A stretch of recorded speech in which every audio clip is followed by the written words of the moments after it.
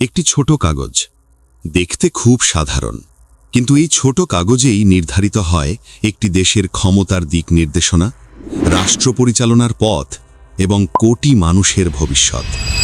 বাংলাদেশে নির্বাচন কখনোই শুধু একটি প্রশাসনিক প্রক্রিয়া নয়, এটি এখানে মানুষের আশা, ভয়, প্রত্যাশা এবং হতাশার প্রতিফলন। একজন নাগরিকের কাছে ভোট মানে নিজের কণ্ঠস্বর প্রকাশের সুযোগ, আরেকজনের কাছে এটি মানে পরিবর্তনের আশ্বাস। আবার কারো কাছে নির্বাচন কেবল আরেকটি আনুষ্ঠানিকতা, যেখানে ফল আগেই নির্ধারিত বলে মনে হয়।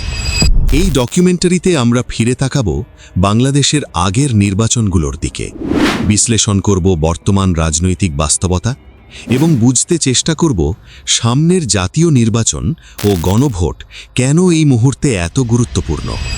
স্বাধীনতার পর থেকে বাংলাদেশের রাজনৈতিক ইতিহাস বারবার মোড় নিয়েছে নির্বাচনের মাধ্যমে।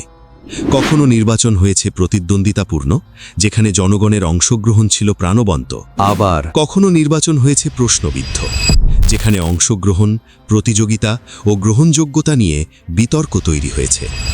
নির্বাচন ব্যবস্থা শুধুমাত্র রাজনৈতিক দলগুলোর আচরণের ওপর নির্ভর করে না, এটি নির্ভর করে প্রশাসনের নিরপেক্ষতা, আইন শৃঙ্খলা পরিস্থিতির স্থিতিশীলতা, ভোটারদের আস্থা ও আগ্রহ এবং গণমাধ্যমের স্বাধীন ও দায়িত্বশীল ভূমিকার ওপর। এই উপাদানগুলোর যে কোনো একটিতে দুর্বলতা দেখা দিলে পুরো নির্বাচনী প্রক্রিয়ার বিশ্বাসযোগ্যতা প্রশ্নের মুখে পড়ে। এ কারণেই বাংলাদেশে নির্বাচন সব সময় রাষ্ট্র ও সমাজের বড় আলোচনার বিষয় হয়ে দাঁড়ায়। 2014 সালের জাতীয় সংসদ নির্বাচন বাংলাদেশের রাজনৈতিক ইতিহাসে একটি গুরুত্বপূর্ণ অধ্যায়। এই নির্বাচনে প্রধান বিরোধী দলসহ বেশ কয়েকটি রাজনৈতিক দল অংশ নেয়নি, ফলে অনেক আসনে ভোটারদের সামনে বাস্তব কোনো প্রতিদ্বন্দ্বিতা ছিল না। বহু প্রার্থী বিনা প্রতিদ্বন্দ্বিতায় নির্বাচিত হন, যা নির্বাচন প্রক্রিয়ার স্বাভাবিক প্রতিযোগিতাকে প্রশ্নের মুখে ফেলে। ভোটার উপস্থিতি তুলনামূলকভাবে কম হওয়া এবং অনেক কেন্দ্রে ভোটের দৃশ্যমান উৎসাহ না থাকা, এই বিষয়গুলো নির্বাচনটির গ্রহণযোগ্যতা নিয়ে বিতর্ক সৃষ্টি করে। সমর্থকদের মতে এই নির্বাচন ছিল সাংবিধানিক ধারাবাহিকতা বজায় রাখার একটি প্রয়োজনীয় পদক্ষেপ। সমালোচকদের মতে এটি দ্বামত্রিক অংশগ্রহণ ও রাজনৈতিক প্রতিনিধিত্বকে দুর্বল করে। 2018 সালের নির্বাচন অনুষ্ঠিত হয় অত্যন্ত কড়া নিরাপত্তা ব্যবস্থার মধ্যে। ভোটের আগের সময় থেকেই বিভিন্ন অভিযোগ ও আশঙ্কা সামনে আসতে শুরু করে। ভোটের আগে ও পরে যে অভিযোগগুলো উঠে আসে তার মধ্যে ছিল প্রশাসনের ভূমিকা নিয়ে প্রশ্ন, বিরোধী প্রার্থীদের মাঠে কাজ করার সুযোগ সীমিত হওয়া, ভোট গণনার স্বচ্ছতা নিয়ে সন্দেহ।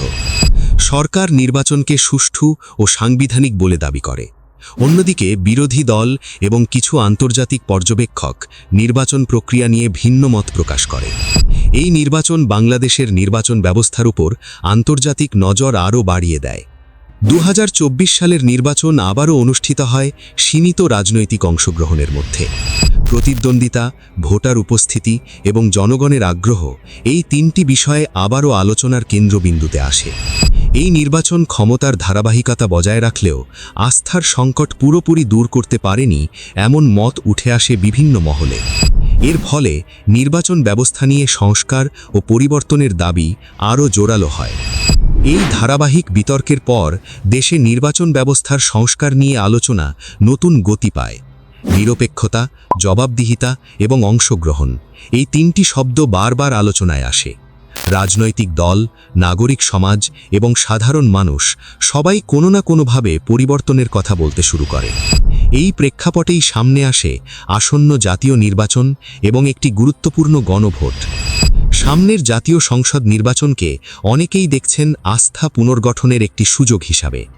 এই নির্বাচনের মূল প্রশ্নগুলো হল: ভোটাররা কতটা আস্থা নিয়ে ভোট দিতে যাবেন, সব রাজনৈতিক পক্ষের অংশগ্রহণ কতটা নিশ্চিত হবে, প্রশাসনের ভূমিকা কতটা নিরপেক্ষ থাকবে।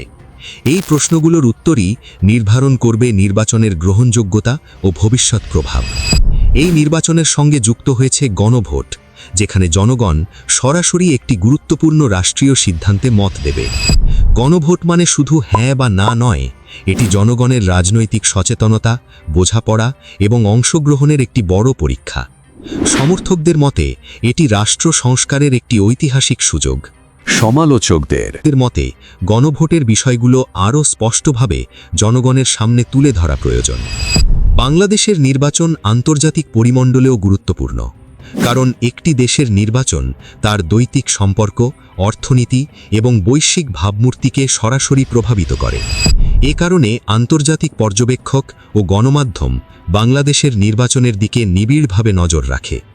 সব আলোচনার বাইরে সাধারণ মানুষের প্রশ্ন খুব সহজ: আমার ভোট কি সত্যিই মূল্য রাখে? এই প্রশ্নের উত্তরই একটি গণতন্ত্রের আসল শক্তি নির্ধারণ করে। সামনের নির্বাচন ও গণভোট বাংলাদেশের জন্য একটি সন্ধিক্ষণ। এটি হতে পারে আস্থা পুনর্গঠনের সূচনা অথবা পুরনো বিতর্কের পুনরাবৃত্তি। কোন পথ বেছে নেবে দেশ তা নির্ভর করবে অংশগ্রহণ, স্বচ্ছতা এবং গ্রহণযোগ্যতার ওপর। নির্বাচন কোনো একদিনের ঘটনা নয়, এটি একটি দীর্ঘ প্রক্রিয়া। এই প্রক্রিয়ায় আস্থা, অংশগ্রহণ এবং স্বচ্ছতা একসাথে না চললে গণতন্ত্র দুর্বল হয়। বাংলাদেশের ভবিষ্যৎ নির্ধারিত হবে জনগণের সিদ্ধান্তেই।